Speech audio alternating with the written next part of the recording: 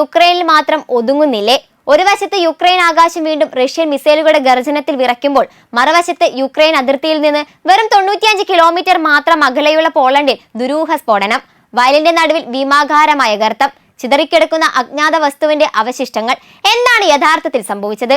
ഇത് വെറും അപകടമോ അതോ യൂറോപ്പിനെ മുഴുവൻ ആശങ്കയിലാഴ്ത്തുന്ന മറ്റൊരു മുന്നറിയിപ്പോ? ഈ രണ്ട് സംഭവങ്ങളുടെ പിന്നിലെ എല്ലാ വിവരങ്ങളും വിശദമായി പരിശോധിക്കാം. CNN, ANI, വിയോൺ തുടങ്ങിയ മാധ്യമങ്ങൾ റിപ്പോർട്ട് ചെയ്യുന്നതനുസരിച്ച് ജൂലൈ 30 പുലർച്ചെയാണ് യുക്രൈനെ ലക്ഷ്യമിട്ട് റഷ്യ വലിയ തോതിലുള്ള വ്യോമാക്രമണം നടത്തിയത്. തലസ്ഥാനമായ കീവ് ഉൾപ്പെടെ നിരവധി നഗരങ്ങളിൽ സൈറണുകൾ മുഴങ്ങി. ക്രൂയിസ് മിസൈലുകളും ബാലിസ്റ്റിക് മിസൈലുകളും ഉപയോഗിച്ചുള്ള ആക്രമണമാണ് നടന്നതെന്നാണ് അന്താരാഷ്ട്ര മാധ്യമങ്ങൾ റിപ്പോർട്ട് ചെയ്യുന്നത്. ഡിനിപ്രോ, ക്രീവി റിഹ് തുടങ്ങിയ നഗരങ്ങളിൽ സ്ഫോടനങ്ങളും നാശനഷ്ടങ്ങളും റിപ്പോർട്ട് ചെയ്യപ്പെട്ടു. നിരവധി പ്രദേശങ്ങളിൽ വൈദ്യുതി വിതരണവും സാധാരണ ജീവിതം തടസ്സപ്പെട്ടതായി പ്രാദേശിക റിപ്പോർട്ടുകൾ സൂചിപ്പിക്കുന്നു. ആക്രമണ മുന്നറിയിപ്പ് ലഭിച്ചതോടെ ആയിരക്കണക്കിന് ആളുകൾ മെട്രോ സ്റ്റേഷനുകളിൽ, ഭൂഗർഭ അഭയ കേന്ദ്രങ്ങളിൽ സുരക്ഷിത ഭാഗങ്ങളിലേക്ക് മാറി. കുടുംബാംഗങ്ങളോടൊപ്പം രാത്രിയൊട്ടാകെ അഭയം തേടിയ ജനങ്ങളുടെ ചിത്രങ്ങളും വീഡിയോകളും സോഷ്യൽ മീഡിയ വ്യാപകമായി പ്രചരിച്ചു. സാഹചര്യം പൂർണ്ണമായി സുരക്ഷിതമാകുന്നതുവരെ അഭയ കേന്ദ്രങ്ങളിൽ തന്നെ തുടരണമെന്ന് കീവ് മേയർ വിറ്റാലി ക്ലീഷ്കോ ജനങ്ങളോട് അഭ്യർത്ഥിച്ചു. ഈ ആക്രമണത്തിന് മണിക്കൂറുകൾക്ക് മുമ്പ് തന്നെ വലിയൊരു റഷ്യൻ ആക്രമണത്തിന് സാധ്യതയുണ്ടെന്ന് യുക്രൈൻ പ്രസിഡന്റ് സെലൻസ്കി മുന്നറിയിപ്പ് നൽകിയിരുന്നു. അമേരിക്കൻ പ്രസിഡന്റ് ഡൊണാൾഡ് ട്രംപുമായുള്ള കൂടിക്കാഴ്ചയിൽ യുക്രൈന്റെ വ്യോമ പ്രതിരോധം ശക്തിപ്പെടുത്താൻ കൂടുതൽ സഹായം ആവശ്യപ്പെട്ടതായും റിപ്പോർട്ടുകളുണ്ട്.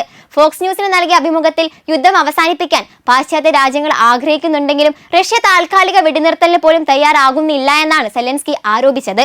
അതേസമയം യുക്രൈൻ സ്വന്തം പ്രതിരോധ ശേഷിയും ഉയർത്തി കാട്ടുകയാണ്. ആഭ്യന്തരമായി നൂറുകണക്കിന് പ്രതിരോധ സാങ്കേതിക സ്ഥാപനങ്ങൾ വികസിപ്പിച്ചതായും യുദ്ധത്തിൽ തങ്ങൾ ഇപ്പോഴും ശക്തമായ പ്രതിരോധം തുടരുകയാണെന്നും സെലൻസ്കി അവകാശപ്പെടുന്നു. റഷ്യയ്ക്ക് വലിയ തോതിൽ സൈനിക നാശനഷ്ടമുണ്ടായെന്നും യുക്രൈൻ പറയുന്നുണ്ടെങ്കിലും ഈ അവകാശവാദങ്ങൾ സ്വതന്ത്രമായി സ്ഥിരീകരിക്കപ്പെട്ടിട്ടില്ല.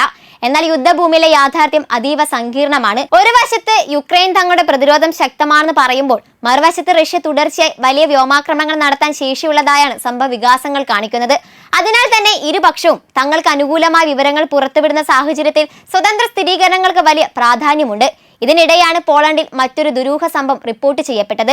യുക്രൈൻ അതിർത്തിയിൽ നിന്ന് ഏകദേശം 95 കിലോമീറ്റർ അകലെയുള്ള ലുബ്ലിൻ പ്രവിശ്യയിലെ ടാർനാവ കൊളോണിയ ഗ്രാമത്തിന് സമീപം ശക്തമായ സ്ഫോടനം ഉണ്ടായതായി നാട്ടുകാർ പോലീസിനെ അറിയിച്ചു.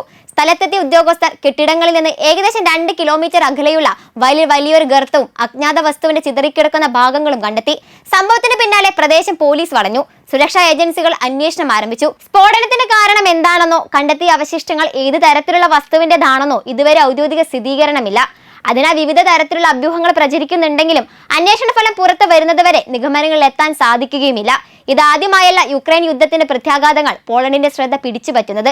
നാറ്റോ അംഗരാജ്യമായ പോളണ്ടിൽ മുമ്പും അതിർത്തികൾക്കടുത്ത് മിസൈൽ സംബന്ധമായ സംഭവങ്ങൾ ഉണ്ടായിട്ടുണ്ട്. ഓരോ സംഭവവും യൂറോപ്യൻ സുരക്ഷാ സംവിധാനങ്ങൾ അതീവ ഗൗരവത്തോടെയാണ് കാണുന്നത്. കാരണം ഒരു തെറ്റായ കണക്കുകൂട്ടലോ അതിർത്തി ലംഘനമോ വലിയ നയതന്ത്ര സൈനിക പ്രത്യാഘാതങ്ങൾക്ക് വഴിവെക്കാൻ സാധ്യതയുണ്ട്. അതിനാൽ യുക്രൈനിലെ മിസൈൽ ആക്രമണവും പോളണ്ടിലെ ദുരൂഹ സ്ഫോടനവും ഒരേ ദിവസത്തിൽ നടന്നെന്ന കാര്യം ശ്രദ്ധേയമാണെങ്കിലും ഇവ രണ്ടും തമ്മിൽ നേരിട്ടുള്ള ബന്ധമുണ്ടെന്ന് ഇതുവരെ യാതൊരു ഔദ്യോഗിക ഏജൻസിയും സ്ഥിരീകരിച്ചിട്ടില്ല. അന്വേഷണം പുരോഗമിക്കുന്ന സാഹചര്യത്തിൽ വസ്തുതകൾ പുറത്തു വരുന്നതുവരെ കാത്തിരിക്കേണ്ടതാണ്. ഇപ്പോൾ യുദ്ധം 4ാം വർഷത്തിലേക്ക് കടന്നിരിക്കുകയാണ്.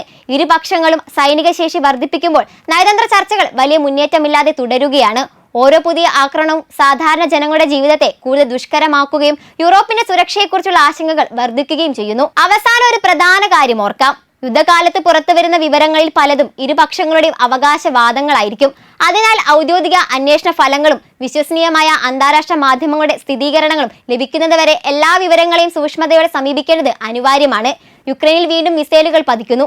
അതിർത്തികൾക്കപ്പുറം പോളണ്ടിൽ ദുരൂഹ സ്ഫോടനം. യുദ്ധം ഇപ്പോഴും യുക്രൈനിൽ മാത്രമാണെന്ന് കരുതുന്നവർക്ക് ഈ സംഭവങ്ങൾ ഒരു മുന്നറിയിപ്പായിരിക്കാം. എന്നാൽ പോളണ്ടിലെ സ്ഫോടനത്തിന് പിന്നിലെ യഥാർത്ഥ കാരണം എന്താണെന്നത് അന്വേഷണം പൂർത്തിയാകുന്നതുവരെ സ്ഥിരീകരിക്കപ്പെട്ടിട്ടില്ല. അതേസമയം യുക്രൈനിലെ ആക്രമണങ്ങൾ തുടരുന്നതോടെ യൂറോപ്പിലെ സുരക്ഷാ ആശങ്കകളും വീണ്ടും ശക്തമാകുകയാണ്. ഇനി യുദ്ധം ഏത് ദിശയിലേക്ക് നീങ്ങും? നയതന്ത്രത്തിന്റെ വീണ്ടും അവസരം ലഭിക്കുമോ? അല്ലെങ്കിൽ സംഘർഷം കൂടുതൽ വ്യാപിക്കുമോ? ലോകം മുഴുവൻ ഉറ്റുനോക്കുന്നത് ആ ഉത്തരത്തിനായാണ്.